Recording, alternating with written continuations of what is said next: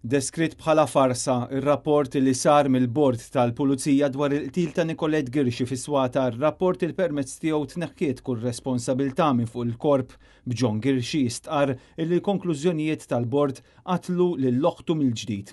Mat-Times ħu Nicolette Girxi insista li l-Pulizija naqsu milli jieħdu azzjoni dan fil-waqt li kien kritiku ferm għall-istampa li qed tingħata. Skont il-fatti li nafu sa issa jidher li fit-72 siegħa il-Pulizija m'għamlu xejn wara li Nicolette Girxi kienet informathom bil-preżenza ta' Edward Johnston f'pajjiżna bir-raġuni tkun li l-Pulizija kienu impenjati fuq operazzjoni oħra ta' traffikar ta' persuni. Girxi kienet informathom fit-8 ta' Awwissu u sa 4 tim wara l-Irlandiż kien qatilha. Dan ir-rapport jitfadawl fuq il-fatt li Edward Johnston kien tpoġġa fuq il-wanted list fuq is-sistema tal-Pulizija bejn Mejju u l-bidu ta' Awwissu l-Irlandiż kien barra minn Malta. Iżda dak ix-xahar stess għal xi raġuni kien irnexxielu jidħol f'pajjiżna.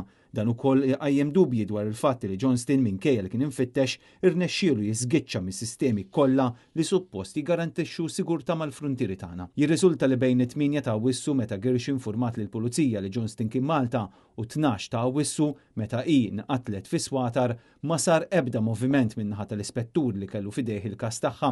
Bl-istess spettur jgħid li f'dak il-weekend u kien maqbud b'xogħol ieħor. Bir-rapport jerġa' jtenni li l-każ ta' Girxi kien kunsidrat bħala low risk. Intant stqarrija jibsa li ħarġet mill-Malta Women's Lobby tiddeskrivi r-rapport tal-Bord tal-Pulizija dwar il-qtil ta' Girxi bħala inkwetanti u li juri nuqqasijiet serji dan fil-waqt li ħadd mhu jinżamm responsabbli.